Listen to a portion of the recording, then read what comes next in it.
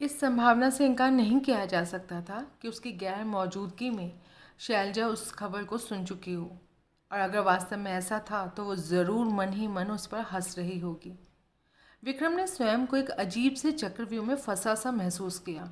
अगर शैलजा जानती थी तो वो अपने फ्लैट में सोने की हिम्मत नहीं कर सकेगा, क्योंकि बेडरूम के दरवाजे में बाहर की ओर लगी कुंडी विक्रम के उस फ्लैट में रहने आने से पहले से ही टूटी पड़ी थी।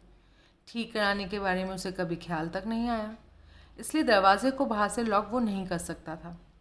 अगर शैलजा नहीं जानती थी तो उससे इस खबर को छुपाकर ही रखना होगा, और इसका मतलब था शैलजा को इसी फ्लैट में रहना होगा ताकि वो अखबार ना देख सके, और तब तक रहना होगा कि शैलजा के बारे में खबरें छपनी बंद नहीं हो जाती। इसमें 2-3 रोज़ भी लग सकते थे और हफ्ता भी लग सकता था। इसका सीधा सा अर्थ था प्रतीक्षा। कब तक? प्रत्यक्षता समय की कोई सीमा इस मामले में नहीं थी, जबकि इंतज़ार करने की स्थिति में वो बिल्कुल नहीं था, और वजह थी कामिनी महाजन। उस युवती को कभी भी याद आ सकता था कि वो कौन था, और इस विचार से विक्रम ने अपने समूचे जिस्म में लहर सी गुजरती महसूस की। इसे बर्दाश्त वो नहीं कर पाएगा। उसे भयानक मानसिक तनाव के दौर से गुजरना होगा। फ्लैट में बैठा हर पल इसी आशंका में सूखता रहेगा कि ना जाने कब पुलिस आकर दरवाज़ा खटखटा दे। कामिनी महाजन को याद आने के बाद कि वो कौन था, पुलिस सीधी उस पर आ चढ़ेगी। वो इसी शहर में पुलिस विभाग में नौकरी कर चुका था, इसलिए अभी भी काफ़ी पुलिस वाले उसे जानते थे। अंत में विक्रम एक ही नतीजे पर पहुंचा। इंतज़ार करना हर लिहाज से खतरनाक था। हर इस किस्से को बहुत जल्दी उसे निपटाना होगा, और बड़ी ही कुशलता के साथ। बैंक खुलते ही वो शैलजा को अपने साथ कार में लेकर जाएगा। अपना हुलिया थोड़ा बदलने के लिए माथे पर झुकाकर फेल्ट हैट पहन लेगा, आंखों पर बड़े फ्रेम का चश्मा लगा लेगा, और चेहरे पर नकली दाढ़ी मूछें लगा लेगा। कार को प्रत्येक बैंक के यथासंभव निकट पार करेगा, ताकि शैलजा कार से उतरकर सीधी बैंक में जाए और फिर उसी तरह बाहर कार में आ बैठे। इस तरह अखबार देखने का मौका भी शैलजा को नहीं मिल पाएगा। कम से कम रकम हाथ में आने तक तो बिल्कुल ही नहीं, और एक बार रकम हाथ में आ गई तो फिर कोई फिक्र ही नहीं रहेगी। शैलजा को रकम सहित पुलिस के हवाले करके वो इस झंझट से मुक्ति पा जाएगा। सहसा उसे याद आया, शैलजा ने कहा था अगर वो पुलिस के हाथ पड़ गई तो पुलिस द्वारा टॉर्चर किए जाने से पहले खुदकुशी कर लेगी। उफ, ये औरत कुछ भी कर सकती थी, इसलिए उसकी किसी भी बात को नज़रअंदाज नहीं किया जा सकता था। शैलजा विचारपूर्वक उसे देख रही थी। किस सोच में खो गए? उसने टोका। तुम खुद किस सोच से कम हो? विक्रम ने पलटकर उससे सवाल किया। मैं सोच में नहीं, उलझन में हूँ। विक्रम ने उसे घूरा। मतलब? पहले तुम बताओ क्या सोच रहे थे? मैं तुम्हारे बारे में सोच रहा था। अच्छा, क्या? न जाने क्यों तुम्हारी उस बात पर मुझे यकीन नहीं आ रहा कि पुलिस के हाथ पड़ते ही तुम खुदकुशी कर लोगी। शैलजा हंसी। वो यकीन करने लायक बात थी भी नहीं, वो तो मैंने ऐसे ही बोल दिया था। क्यों? ताकि तुम मुझे पुलिस के हवाले करने के बारे में सोच भी ना सको। तुम समझती थी कि मैं तुम्हें पुलिस के हवाले कर दूंगा? मुझे शक था, और अब वो शक नहीं रहा। नहीं? क्यों? क्योंकि अगर तुम्हें ऐसा करना होता तो कर चुके होते। यूँ बुनियादी तौर पर उसकी यह बात ठीक ही थी, लेकिन विक्रम समझ नहीं सका कि उसने उस वक्त ब्लफ किया गया था या अब उसके साथ ब्लफ किया जा रहा था। मुझे अपने आप से इतना प्यार है कि मैं खुद को ख़त्म कर ही नहीं सकती, शैलजा कह रही थी। और रहा सवाल पुलिस के हाथ पड़ने का, तो मुझे यकीन है कि तुम मुझे पुलिस के हाथों में पड़ने नहीं दोगे।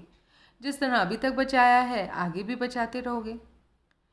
इस गोल मोल जवाब से विक्रम संतुष्ट नहीं था, लेकिन बहस करने से भी कोई फ़ायदा नहीं होना था। अब तुम्हारी बारी, बताओ किस उलझन में हो? वो बोली। शैलजा गंभीर नजर आने लगी। याद है तुमने मुझसे पूछा था कि वो लॉकर्स किन नामों से लिए गए थे? उसके लहजे में ऐसा कुछ था कि विक्रम तुरंत उसे गौर से देखने पर विवश हो गया। हाँ, मैं उसी को लेकर थोड़ा परेशान हूँ।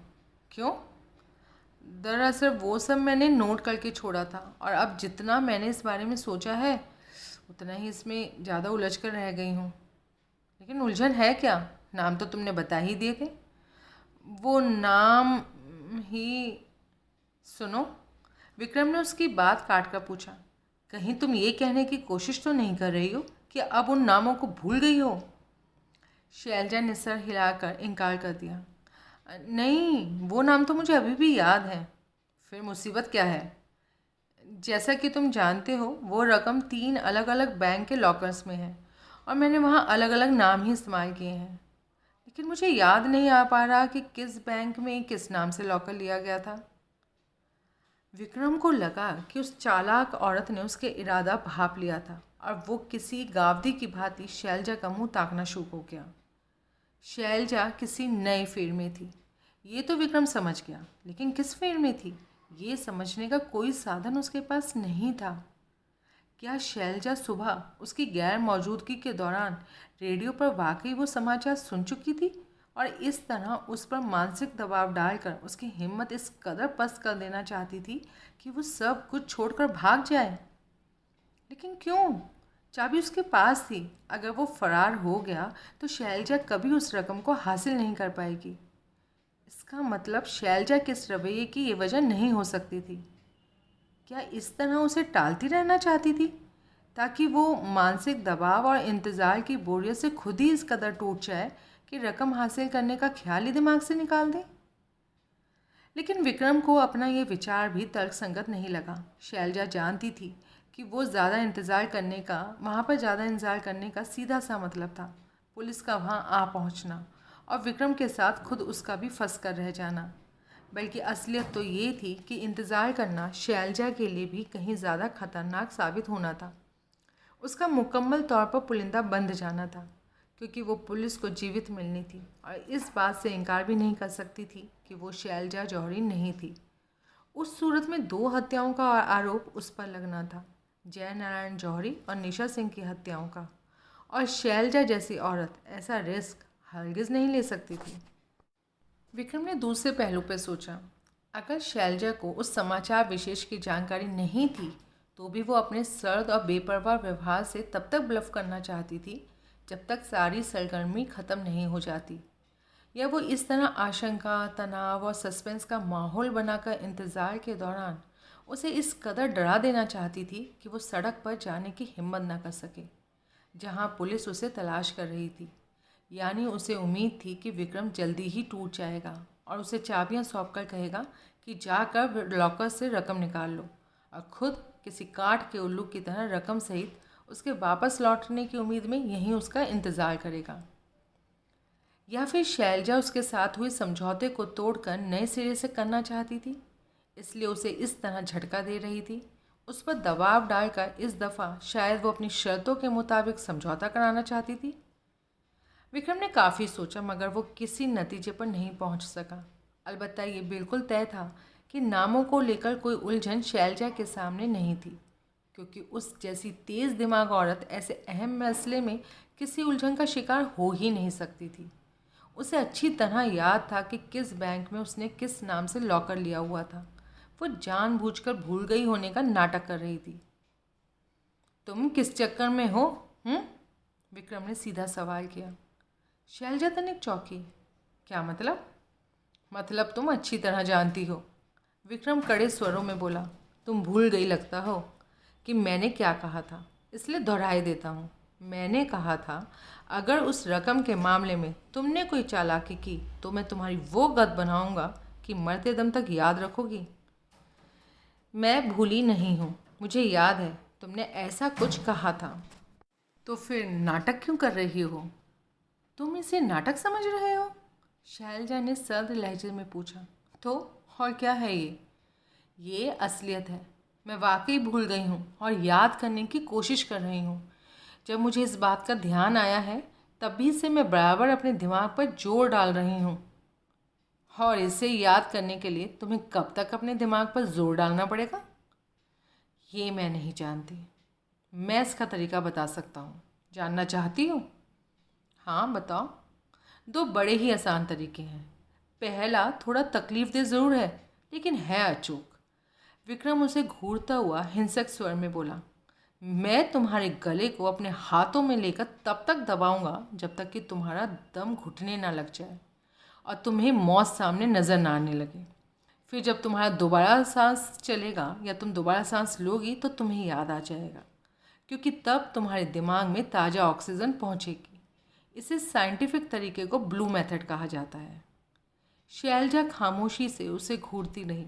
और दूसरा तरीका इसके मुकाबले में ज़रा आसान है, विक्रम ने कहना जारी रखा। इसमें गर्दन की जगह दिमाग को इस्तेमाल करना होगा। बैंक खुलते ही फ़ौरन फ़ोन करके उनसे पूछ लो, मैं तुम्हारे लिए एक बुर्का खरीद लाऊंगा। उसे पहनकर तुम आसानी से बाहर जाकर फ़ोन कर सकती हो। बहुत अच्छा तरीका बता रहे हो तुम, शैलजा कटुतापूर्ण स्वर में बोली। बैंक मैनेजर को तीनों नाम बताकर मैं पूछूं, क्या उस बैंक में इनमें से किसी नाम वाली औरत का कोई लॉकर है? क्या तुम नहीं जानते? इस किस्म की सूचनाएं बैंक वाले फ़ोन पर नहीं दिया करते हैं। जानता हूँ, लेकिन तुम्हें इस तरह नहीं पूछना होगा, विक्रम ने कहा। हालांकि तुम खुद भी जानती हो ये सूचना कैसे हासिल की जा सकती है। फिर भी मैं बता देता हूँ ताकि हमें ब्लू मेथड का सहारा ना लेना पड़े।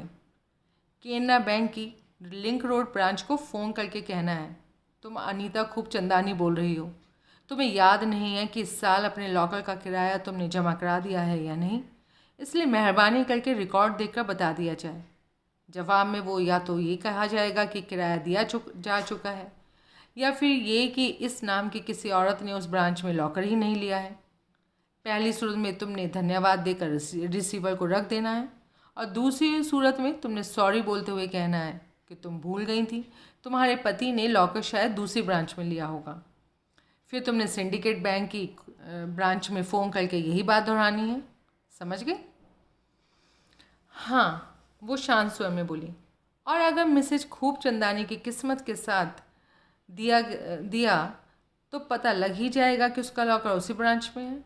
फिर मिसेज मालती कश्यप या करुणा कपूर का नाम इस्तेमाल करते हुए तीसरे बैंक में और एक कॉल करनी होगी। इस तरह हर एक बैंक को कॉल करके उन तीनों का पता लग जाएगा। आखिर बैंक क्या जवाब देता है इससे कोई फ़र्क नहीं पड़ेगा, ये मामूली बात है, ये तो मैं भी जानती हूँ। तो दिक्कत क्या है? दिक्कत भी बताती हूँ। मान लो मेरी किस्मत ने साथ नहीं दिया और सिंडिकेट बैंक से पता चला कि किसी मिसेस खूब चंदानी का कोई लॉकर वहाँ नहीं है, तो जाहिर है मिसेस खूब चंदानी के नाम का लॉकर तीसरे बैंक ऑफ बड़ौदा में होगा। लेकिन इस तरह हमें एक ही नाम के लॉकर का पता चल पाएगा। हमारे पास दो नाम और दो बैंक फिर भी बचे रहेंगे।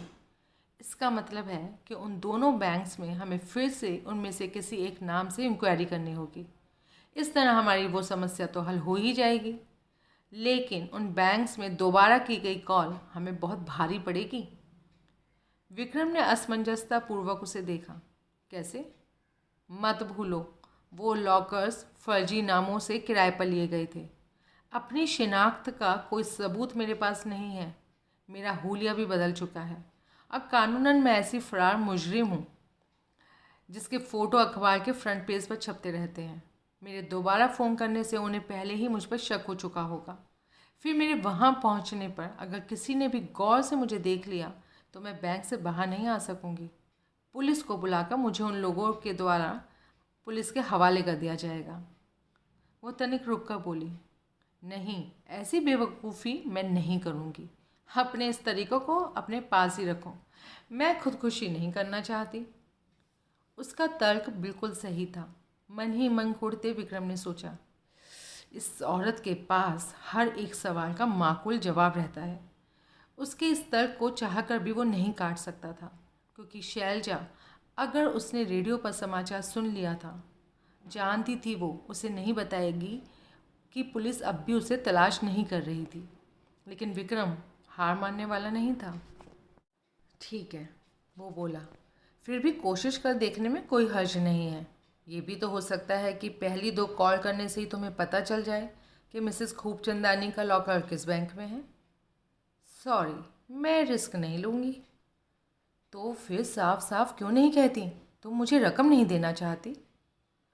ये मैं नहीं कहूँगी, क्योंकि ऐसा कोई इरादा मेरा नहीं है। विक्रम और ज़्यादा बर्दाश्त नहीं कर सका। अचानक उसे गुस्सा आ गया। मुझे सख्ती से पेश आने पर मजबूर मत करो। तुम फिर मुझे डरा रहे हो? विक्रम उठकर उसके पास आ पहुंचा। शैलजा उसके गुस्से से तमतमाए चेहरे को ताकने लगी। उस रकम की मेरे लिए कितनी अहमियत है ये तुम नहीं जानती। विक्रम एक एक शब्द पर जोर देकर गुर्राता हुआ बोला। इसके लिए मैं बहुत ज़्यादा रिस्क ले चुका हूँ। अपना सब कुछ मैंने दांव पर लगा रखा है। मैं उसे लेकर ही रहूँगा। मेरे रास्ते में मत आओ वरना। अचानक उसने नीचे झुककर शैलजा का गला दबोच लिया। शैलजा ने प्रतिरोध नहीं किया। वो जानती थी इससे कोई फ़ायदा नहीं होगा। वो बस हिकारत भरी निगाहों से उसे देखती रही। विक्रम का इरादा सिर्फ उसे डराने का था, लेकिन शैलजा की चालाकियां याद करके उसका खून खौलने लगा। वो बेकाबू हो गया। वो ये मक्कार, घमंडी और दगाबाज औरत उसे ठगना चाहती थी, उसे धोखा देना चाहती थी, सारी मुसीबत उसके गले में डालकर खुद साफ बच जाना चाहती थी। नहीं, वो ऐसा नहीं होने देगा। शैलजा एक हाथ से उसकी बाहों पर मुक्के बसा रही थी और दूसरे से उसका चेहरा नोचने का असफल प्रयत्न कर रही थी। विक्रम के हाथों का दबाव उसके गले पर बढ़ता जा रहा था। शैलजा के गले से गौं गौं की आवाज़ निकलने लगी और उसका प्रतिरोध शिथिल होना आरंभ हो गया। गुस्से से पगलाए विक्रम को अचानक एहसास हुआ कि वो सचमुच उस औरत की जान ले रहा था। हाथों के बढ़ते जा रहे दबाव पर फौरन ब्रेक लग गया। शैलजा का गला छोड़कर वो पीछे हट गया। हे भगवान, ये क्या करने वाला था वो? गनीमत थी कि ऐन वक्त पर उसे सद्बुद्धि आ गई और इस भयानक अनर्थ के होते होते वो बच गया। अगर शैलजा मर जाती तो उसका अपना भी सर्वनाश निश्चित था। जिस रकम के लिए उसने इतने पापड़ पीटे थे वो तो कभी मिलती ही नहीं, उल्टा हत्या के अपराध में और फंस जाना था। जबकि मौजूदा हालत में अगर पुलिस ने उसे पकड़ लिया तो वो आसानी से साबित करके कि शैलजा जीवित थी खुद को बचा सकता था। उसके अपने बचाव के लिए शैलजा का जिंदा रहना बहुत ज़रूरी था, लेकिन क्षणिक आवेश की अपनी इस कमज़ोरी को उस पर जाहिर वो नहीं कर सकता था। उसने देखा अपनी गर्दन को सहलाती हुई शैलजा कुर्सी में पसरी हाँफ रही थी। ये सबक याद रहेगा ना? उसने पूछा। शैलजा अपनी उखड़ी सांसों पर काबू पाने की कोशिश करती रही। तुम्हें सिर्फ यही भाषा आती है बोलने की? अंत में वो बोली।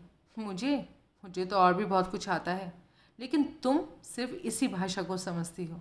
अब सोचो, मुझे यकीन है तुम्हें याद आ जाएगा कि किस बैंक में तुमने कौन सा नाम इस्तेमाल किया था। मैं याद करने की कोशिश कर रही हूँ। मुझे यकीन है कि वक्त आने तक इस समस्या को सुलझा लूँगी, लेकिन मेरी समझ में नहीं आता तुम इस कदर उतावले क्यों हो रहे हो। मैंने अपना इरादा बदल दिया है। शैलजा ने हैरानी से उसे देखा।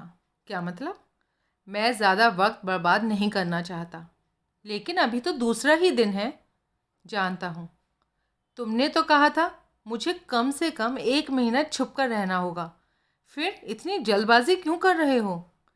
इसलिए कि तुम्हें जोर शोर से तलाश किया जा रहा है और इससे पहले कि पुलिस का दबाव और ज़्यादा बढ़े मैं यहाँ से दूर चले जाना चाहता हूँ, ये जानते हुए भी कि मेरी तस्वीर अखबारों में मेन पेज पर छापी जा रही है।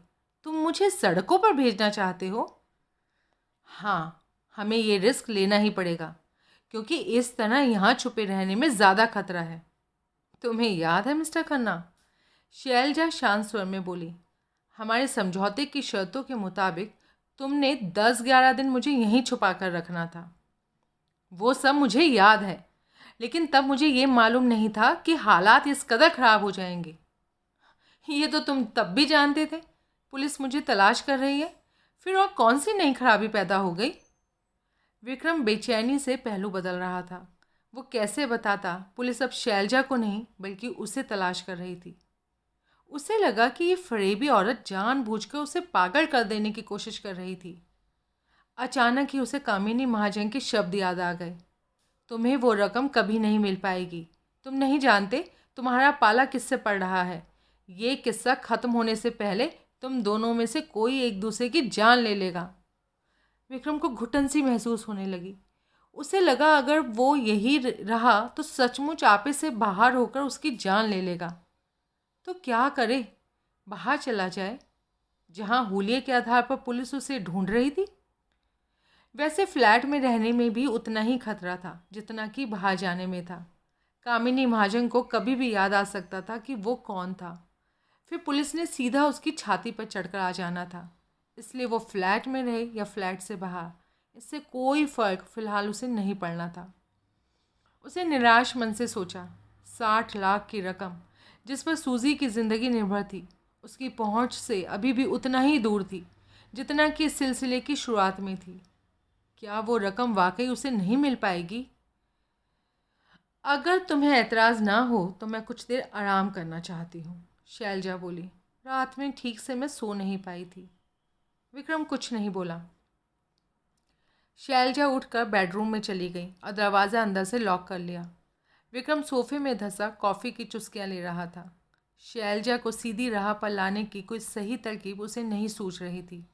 वो बल प्रयोग करके भी देख चुका था, लेकिन कोई फ़ायदा नहीं हुआ। उसे अच्छी तरह याद था, जब वो शैलजा का गला दबा रहा था तो वो खुद को छुड़ाने के लिए प्रतिरोध तो ज़रूर कर रही थी, लेकिन भयभीत जरा भी नहीं थी। मानो उसे यकीन था कि विक्रम उसकी जान नहीं ले सकता था। खुद विक्रम भी जानता था कि शैलजा का ये यकीन 100% सही था। अचानक वो चौंका। सीढ़ियों पर कदमों की आहट सुनाई दे रही थी। पुलिस? विक्रम सर से पांव तक कांप गया। शैलजा सहित उसे भी गिरफ्तार कर लिया जाएगा। खेल खत्म। रुसवाई, जलालत, मजाक, उफ, गुनाह बेलज्जत। वो पुलिस के लफड़े में उलझा रहेगा और अस्पताल में सूजी दम तोड़ देगी ऑपरेशन ना हो पाने के कारण। आहट एक जोड़ा कदमों की थी और प्रवेश द्वार के सामने आ रुकी थी। आगंतुक अकेला था, यानी एक पुलिस ऑफिसर ये जानने के लिए आया था कि वो फ्लैट में मौजूद था या नहीं।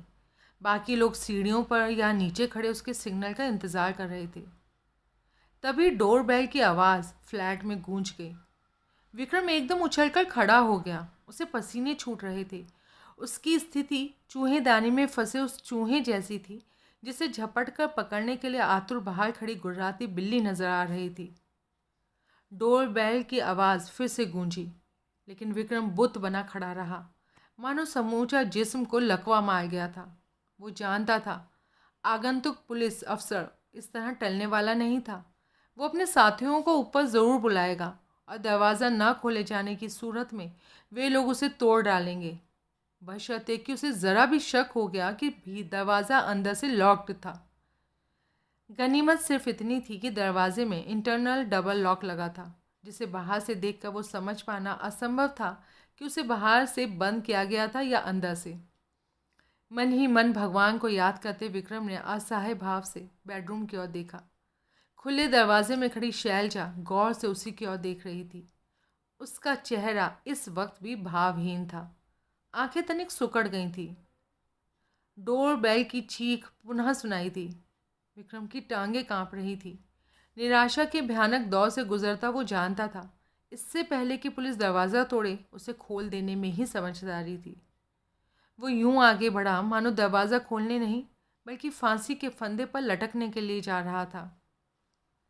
उसके पांव यूं उठ रहे थे जैसे उनमें मनोवंजन बंधा हुआ था और हालात ऐसी थी कि दरवाज़ा खोलने से पहले ही बेहोश होकर गिर पड़ेगा। तभी कदमों की आहट वापस सीढ़ियों की ओर लौटती सुनाई दी। पुलिस ऑफिसर जा रहा था, निराश होकर या अपने साथियों को बुलाने के लिए। अचानक विक्रम चौंका। अपनी वर्तमान मनस्थिति में वो पुलिस आगमन के अलावा कुछ और सोच ही नहीं पाया था। दिलो दिमाग पर पुलिस और सूजी की मौत का खौफ छाया होने के कारण पहले इस तरफ ध्यान वो नहीं दे पाया था। कदमों की वो आहट पुलिस ऑफिसर के जूतों की ना होकर किसी स्त्री के ऊंची एड़ी वाले सैंडल्स की थी। उसने धीरे से हाथ बढ़ाकर दरवाजे के बगल वाली खिड़की पर झूलता भारी पर्दा थोड़ा सा अलग खिसकाया। सीढ़ियों के धाने पर उसे एक स्त्री दिखाई दी। फिर वो नीचे उतरती चली गई। विक्रम ने राहत की गहरी सांस ली और पर्दा छोड़ दिया। हालांकि विक्रम उस स्त्री की पीछे से सिर्फ एक झलक ही देख पाया था, फिर भी वो साफ पहचान गया। कंधे पर हैंडबैग और कैमरा लटकाए नीचे उतरती वो स्त्री कोई और न होकर उसके पीछे हाथ धोकर पड़ी रहने वाली अलका भार्गव थी। विक्रम अपने चेहरे से पसीना पोंछकर पलटा। शैलजा उसी की ओर आ रही थी। उसके ब्राउन बाल कंधे पर बिखरे हुए थे और वो सामान्य नजर आ रही थी। वो भी वापस जाते कदमों की आहट सुन चुकी थी। चला गया? कौन था? विक्रम ने उसे घूरा। पता नहीं। लेकिन तुमने पर्दा खिसकाकर देखा तो था। मैं उसे ठीक से देख नहीं पाया, विक्रम गोली देता हुआ बोला। शायद सादा लिबास में कोई पुलिस वाला था। ओह! अपने मनोभावों को चेहरे पर प्रकट न होने देने में पूर्णतः सक्षम शैलजा की इस ओह से विक्रम समझ नहीं पाया कि उसकी इस बात पर उसने यकीन किया था या नहीं। वो नाम याद आए तुम्हें? उसने रूखे स्वर में पूछा। तुम्हारा मूड अभी तक उखड़ा हुआ है। मेरे मूड की फिक्र मत करो, सवाल का जवाब दो। नाम याद आए? अगर एतराज़ ना हो तो मैं भी कॉफ़ी पीना चाहती हूँ। विक्रम कुढ़कर रह गया। शैलजा ने किचन में जाकर एक प्याले में कॉफ़ी डाली, उसमें विस्की मिलाकर पीने के बाद वापस लौटी और एक सोफ़ा चेयर में बैठ गई। विक्रम ने उसके सामने बैठते हुए पूछा, क्या बैंकों को फ़ोन करने के लिए तैयार हो? ये काम मैं तभी करूँगी जब कोई और चारा नहीं रहेगा। पहले इस बारे में कुछ और ज़्यादा सोचना चाहती हूँ। इससे कोई फ़ायदा नहीं होगा। क्यों? इसलिए कि जितना ज़्यादा सोचोगी उतना और उलझ जाओगी। शैलजा ने सर हिला दिया। ऐसा नहीं होगा।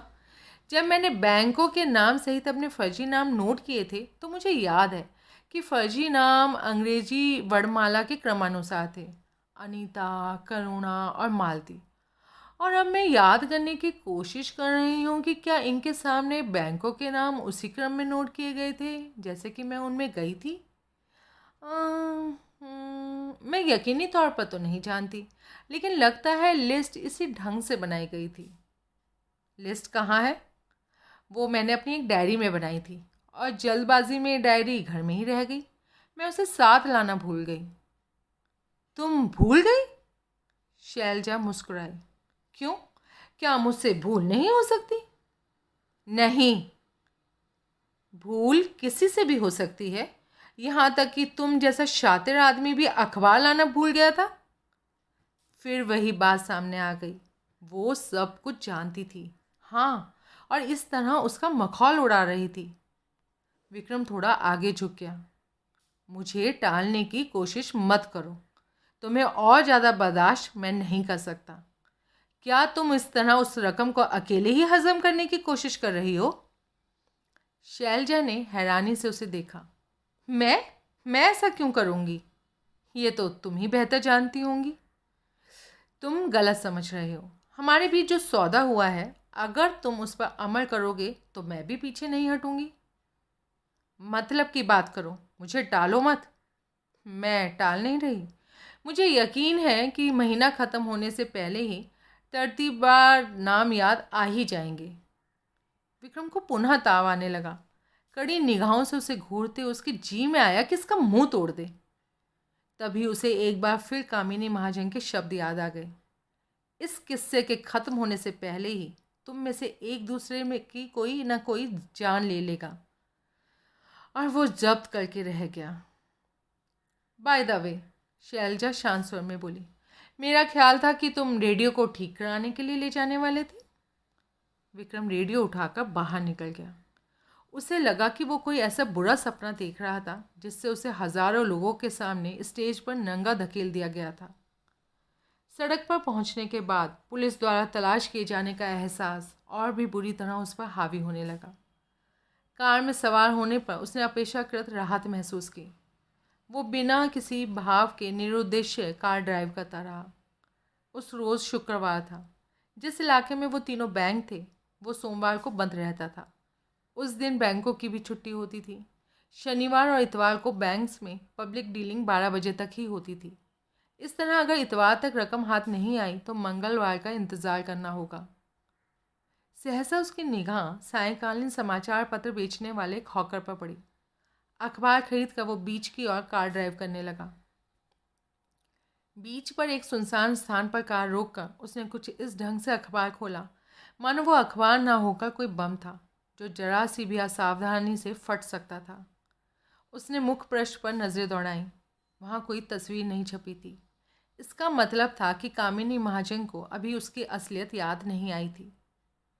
कामिनी को जब भी उसके बारे में याद आ जाएगा, उसने सोचा, अखबार में छपी अपनी तस्वीर इस तरह वो नहीं देख पाएगा, क्योंकि उससे पहले ही उसे गिरफ्तार करके हवालात में डाल दिया जाएगा।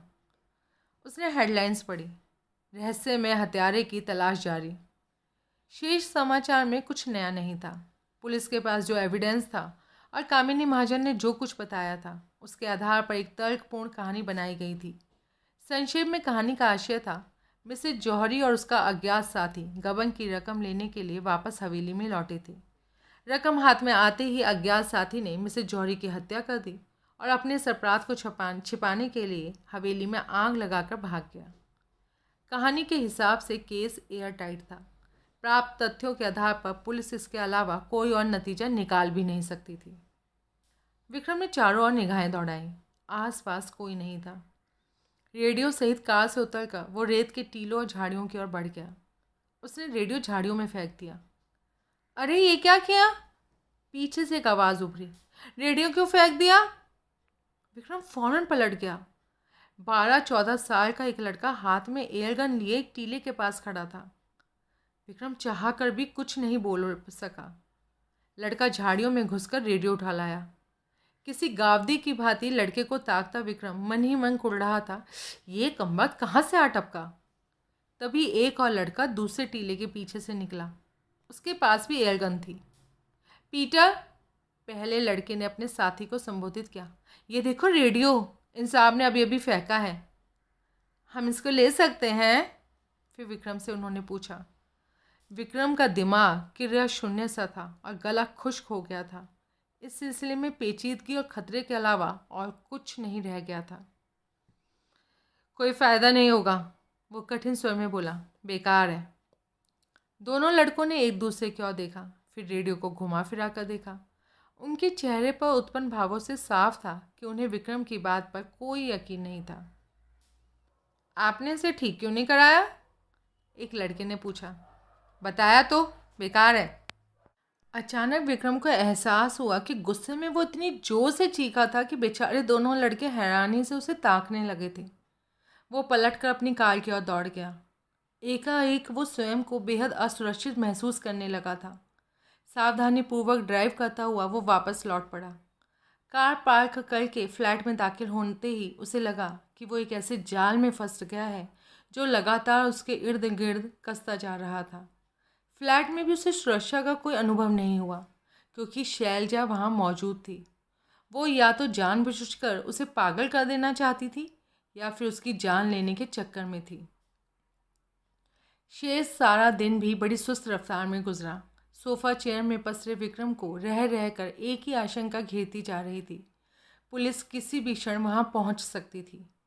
शैलजा खिड़की के पास कारपेट पर सनटैन लोशन लगाकर धूप सेक रही थी।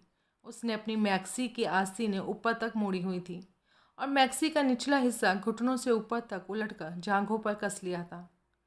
थोड़ी देर धूप सेकने के बाद वो उठती और फर्श पर कूल्हे मटकाकर चलने का अभ्यास करने लगती, रीटा ब्रिगेंजा के किरदार के मुताबिक अपनी चाल बदलने के लिए। कई घंटों तक यही होता रहा। इस दौरान दोनों बिल्कुल खामोश रहे थे। फर्श पर चलने का अभ्यास करती शैलजा ने रुक कर सिगरेट सुलगाई। मैं ठीक कर रही हूँ ना? हाँ, तुम सब कुछ बड़ी जल्दी सीख लेती हो। तुम्हारा ये आइडिया वाकई ज़ोरदार है। शुक्रिया। मैं जानना चाहती हूँ कि रीटा ब्रिगेंजा को क्रिएट करके तुम्हें कैसा लग रहा है? जैसे कोई बड़ा डायरेक्टर अपनी फिल्म में किसी एकदम नए कैरेक्टर को पैदा करके महसूस करता है, वैसा? मैं खुद को काठ का उल्लू समझ रहा हूँ, विक्रम चिड़े स्वर में बोला। शैलजा मुस्कुराई। अभी तक मुझसे नाराज़ लगते हो। I am so sorry Vicky. Vikram ने कुछ नहीं कहा, लेकिन वो सोचने पर मजबूर हो गया था कि इस चिकनी चुपड़ी बातों से वो मक्कार औरत किसी नई फेर में थी। तुम्हारे क्रिएट किए गए इस नए किरदार को मैं महसूस करने लगी हूँ, वो बोली, और इसे महसूस करने का तरीका है इस किरदार को जीना। मैं ये नहीं सोचती कि रीटा ब्रिगेंजा का रोल कर रही हूँ। मैं खुद को रीटा ब्रिगेंजा ही समझती हूँ। ठीक है, तुम रीटा ब्रिगेंजा ही हो, लेकिन जितना ध्यान तुम अपने कूलों को मटकाने पर दे रही हो, उतना ही ध्यान उन नामों को याद करने पर भी दो। उसकी फिक्र मत करो, वो लापरवाही से बोली। मुझे यकीन है वक्त पर वो सब मुझे याद आ जाएगा। और वो वक्त कब आएगा? अगर हफ्ते 2 हफ्ते में याद नहीं आता। उसके सवाल का जवाब ना देकर वो बोली, तो तुम्हारी सलाह के मुताबिक बैंक्स को फ़ोन करके पता कर लूँगी। हफ्ते 2 हफ्ते? ये औरत बखूबी जानती थी कि अपने जाल में फंसे शिकार पर किस ढंग से, कब और कितना दबाव डालना था। वो चलने का अभ्यास करती रही, हालांकि ऐसा करने की कोई ज़रूरत उसे नहीं थी। विक्रम उसकी ओर ध्यान न देने की कोशिश करता रहा। वो जानता था शैलजा अपनी इन हरकतों से उसे पागल कर देने पर तुली हुई थी। समय धीरे धीरे गुजरता रहा। शाम हो गई, फिर रात घिरने लगी। विक्रम के लिए कमरे में बैठ पाना असह्य हो गया और वो बाथरूम में जा घुसा। ठंडे पानी के शावर के नीचे खड़ा होने पर उसने ताजगी महसूस करी, लेकिन पुलिस के खौफ ने अभी भी उसका पीछा नहीं छोड़ा था। वो कब तक बचा रह सकता था, उसने सोचा। पुलिस भी वहाँ आ सकती थी। उसके पास ये जानने का कोई साधन नहीं था कि कब पुलिस को उसके बारे में कुछ पता चल गया या नहीं। इसके अलावा एक और समस्या भी थी, वो कब तक जागता रह सकता था। जब से ये सिलसिला शुरू हुआ था, एक बार भी उसकी नींद पूरी नहीं हो सकी थी। उसे नींद में भी चौकन्ना रहना पड़ता था। गहरी नींद सोने का अर्थ था जान गंवा बैठना। उसे लगभग पूरा यकीन था कि शैलजा नींद में ही उसकी हत्या कर देगी। ऐसा कब तक चलेगा? वो कितनी देर और बर्दाश्त कर पाएगा? क्या वो खुद को बाथरूम या किचन में लॉक करके फर्श पर सोए? नहीं, इस तरह शैलजा को अगर असलियत नहीं भी पता होगी तो भी पता चल जाएगी। वो समझ जाएगी कि विक्रम डर रहा था और उस पर और भी ज़्यादा हावी होने की कोशिश करेगी। तो क्या करे? इस किस्से को यहीं ख़त्म कर दे, पुलिस को फ़ोन करके बुलाए और शैलजा को उन लोगों के हवाले कर दे। स्थानीय पुलिस में अभी भी कई अफसर ऐसे थे जो उसके कुलीग रह चुके थे। वे लोग उस पर अभी भी विश्वास करते थे। एसआई गुप्ता पर किए गए हमले के मामले को भी उसने उनके साथ मिलकर वो रफा दफा करा सकता था। सारी बात शैलजा और निशा सिंह के मत्थे मढ़कर। लेकिन बात फिर वहीं आ रुकी। इस सूरत में सूजी का ऑपरेशन कैसे होगा? नहीं, अब वो पीछे नहीं हट सकता था, हटेगा भी नहीं। इस मक्कार औरत से हार नहीं मानेगा। वो आखिर तक इस औरत की चालाकियों से लड़ेगा। सूजी को बचाने के लिए वो हर मुसीबत का सामना करेगा। उस रकम को अपने कब्जे में लेकर 2 लाख का इनाम हासिल करके रहेगा। सूजी के विचार से उसने काफ़ी हल्कापन महसूस किया। बाथरूम से निकलकर वो ड्राइंग रूम में आ गया। तब उसे पता चला कि वो करीब 2 घंटे बाथरूम में बंद रहा था। शैलजा इस बीच खुद को बेडरूम में लॉक कर चुकी थी। विक्रम बिना कुछ खाए पिए सोफे पर पसर गया।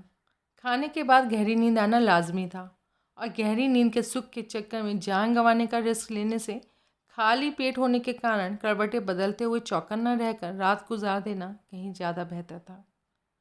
अचानक उसे याद आया, उसकी अपनी कॉन्टेसा में भी तो रेडियो था और स्थानीय समाचारों का समय भी होने वाला था। वो चुपचाप बाहर निकला। प्रवेश द्वार धीरे से लॉक करके दबे पांव सीढ़ियों की ओर बढ़ गया। कॉन्टेसा औसत रफ्तार से एक सुनसान प्राय सड़क से गुजर रही थी। ड्राइविंग सीट पर बैठे विक्रम के चेहरे पर गहन विचारपूर्ण भाव थे।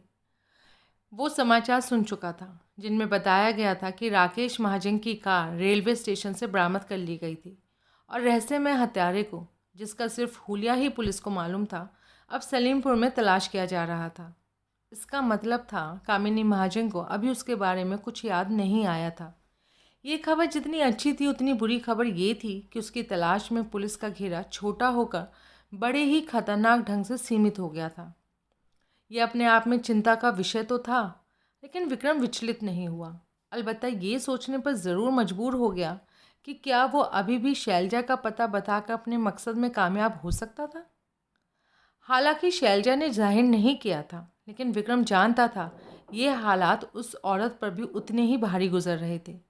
वो अच्छी तरह जानती थी कि पुलिस विक्रम को जोर शोर से तलाश कर रही थी और विक्रम के पकड़े जाने का अर्थ था खुद उसका भी पकड़ा जाना।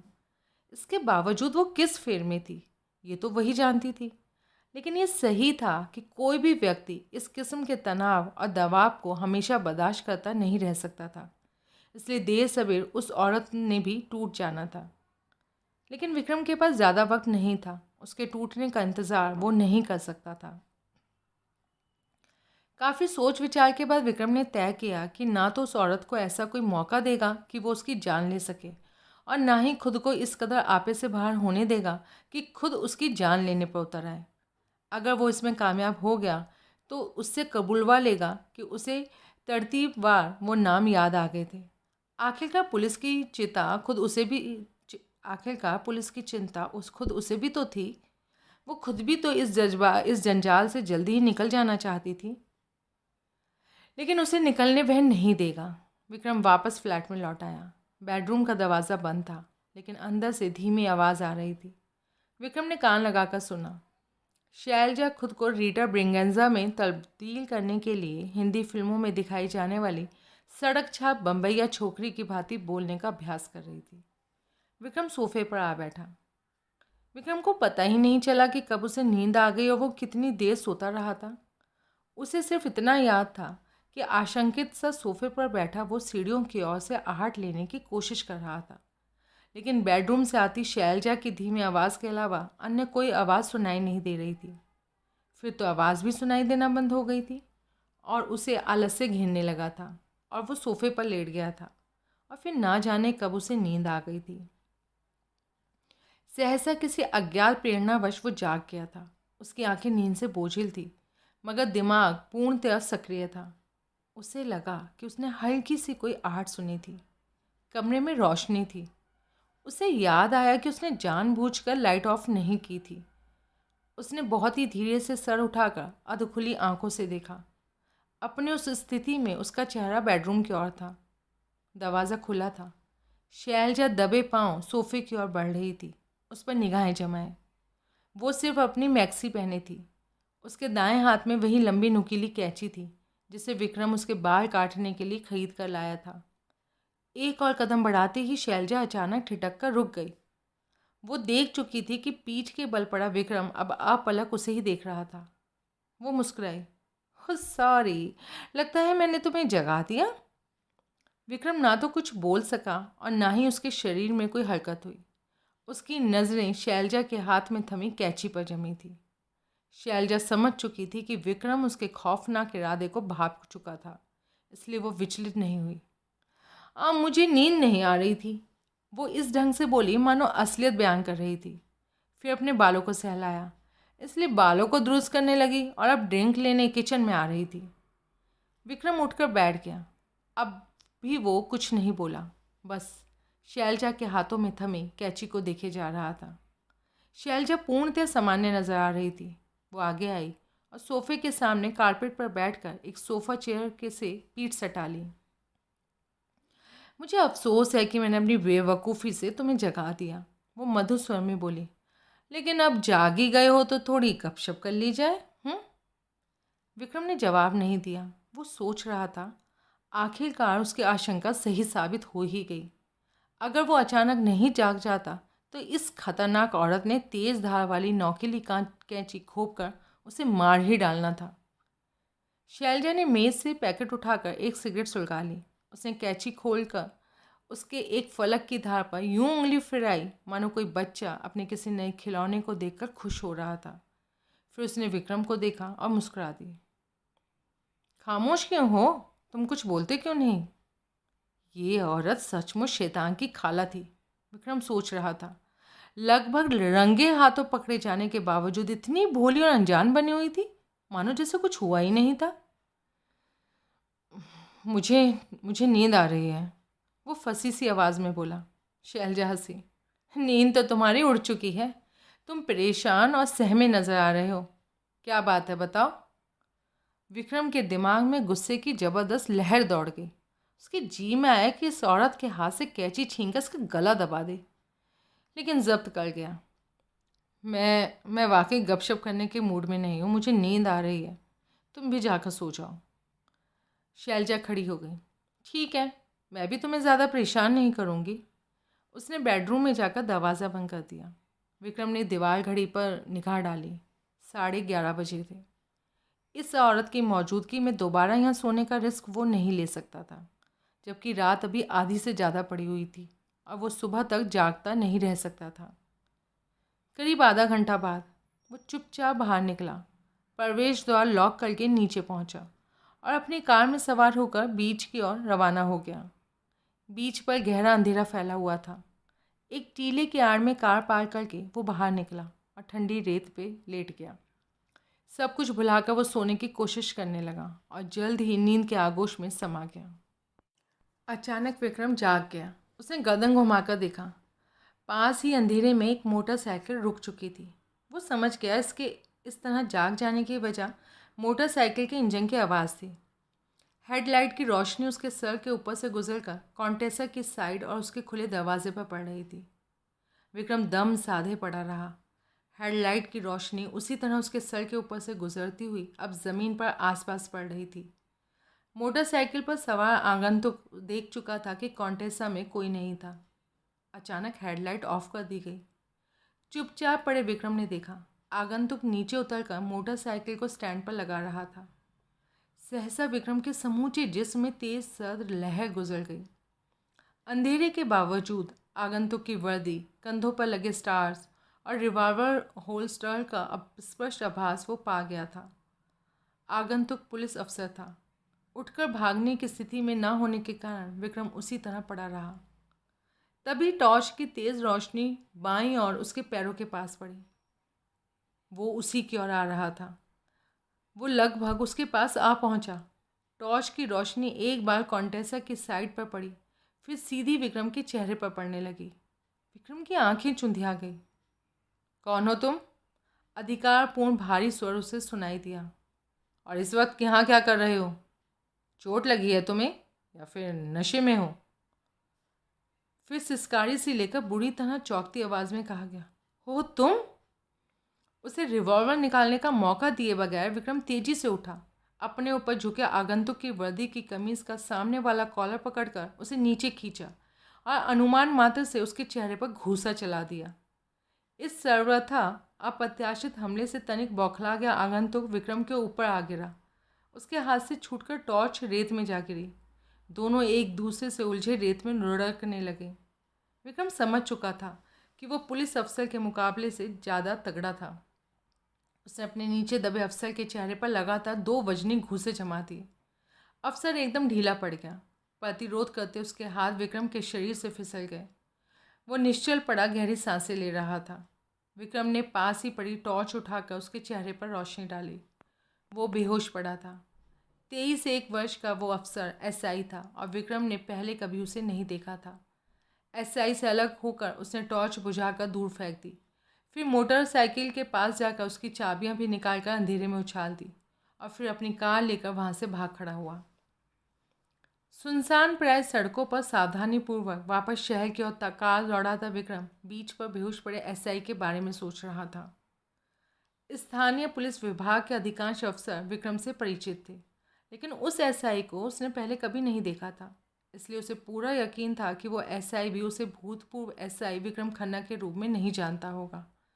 लेकिन टॉर्च की रोशनी में उसे देखकर जिस ढंग से वो एसआई चौंका था, उससे साफ जाहिर था कि उसके हुलिये के आधार पर मिसेस जौहरी के कथित हत्यारे के रूप में वो उसे पहचान गया था।